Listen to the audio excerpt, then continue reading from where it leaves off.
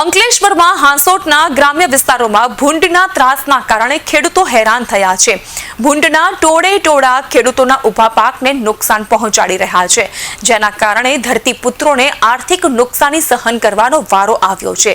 જંગલી ભૂંડ અને નીલગાયના કારણે અંકલેશ્વરના બોર, ભાઠા, સજોદ, ધંતુરિયા, નવા તારિયા તો હાંસોટના શેરાસુણેવ, સાહોલ અને ઇલાવ સહિતના ગ્રામ્ય વિસ્તારમાં જંગલી ભૂંડનો ત્રાસ એટલી હદે વધી ગયો છે કે ખેડૂતોની ઊંઘ હરામ થઈ ગઈ છે। જંગલી ભૂંડ ઝુંડ બનાવી ખેતરમાં પ્રવેશે છે અને ખેડૂતોના ઊભા પાકને નુકસાન પહોંચાડે છે। ત્યારે ભૂંડના ત્રાસને લઈને કોઈ નક્કર કામગીરી કરવામાં આવે તેવી ખેડૂતોની માંગ।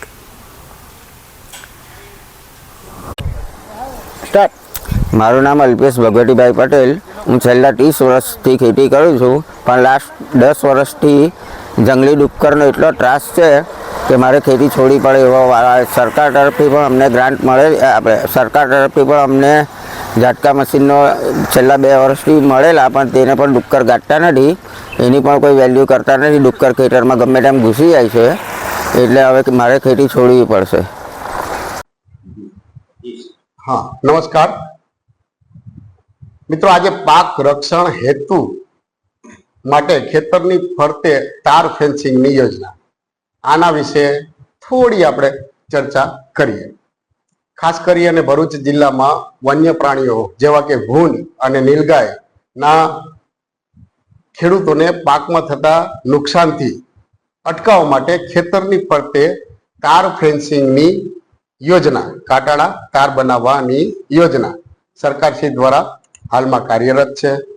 आ योजनाओनो लाभ लेवा माटे खेडूतो अने खेडूतोना जूथमां बराबर कोई भी एक व्यक्तिगत खेडूत भी अरजी करी शकशे, अथवा तो कोई खेडूतोनुं ग्रुप बनावी, जूथ बनावी, क्लस्टर बनावी ने भी अरजी करी शकशे।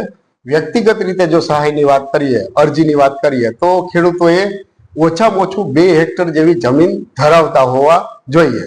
અને જો ગ્રુપની ચર્ચા કરીએ તો ગ્રુપમાં ખેડૂતોનું જે ગ્રુપ બને એમાં ગ્રુપ લીડર નક્કી કરવાનો રહેશે।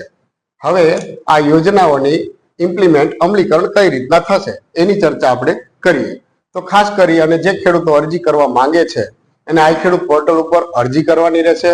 અરજી કર્યા બાદ ખેતી નિયામક શ્રીની કચેરી ગુજરાત રાજ્ય ગાંધીનગર ખાતેથી એક થર્ડ પાર્ટીની ઇન્સ્પેક્શન માટે થર્ડ પાર્ટીની એજન્સીને નિયુક્ત કરેલ છે।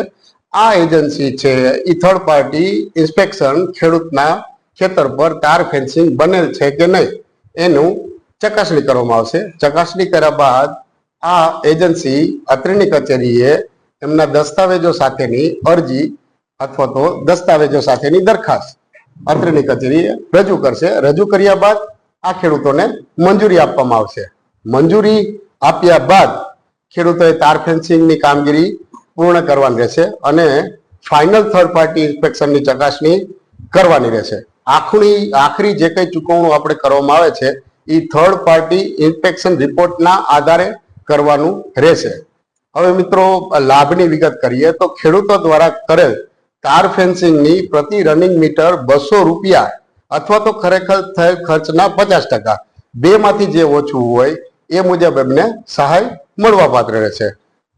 વર્ષ 23-24 ની વાત કરીએ તો કુલ 490 અરજીઓ થયેલ હતી, એમાંથી કુલ મંજૂર 423 અરજીઓ કરેલ છે અને એલિજિબલ અરજીઓ 458 એલિજિબલ અરજીઓ પૈકી 423 મંજૂર અરજીઓ અને 79 અરજીઓને આપણે કેસ પેપર આવેલા હતા।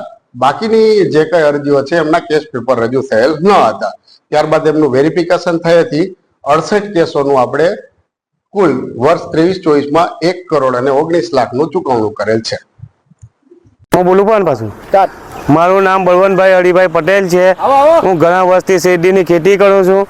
શેરડીની ખેતી કરું ડુક્કરના ત્રાસથી મારે શેરડી પાકતી નથી, એના કારણે ઝટકા મશીન મૂક્યું। ઝટકા મશીનથી ડુક્કર એને પણ ગણતા નથી, એના કારણે શેરડીની ખેતી ઘણી ઓછી થઈ ગઈ છે।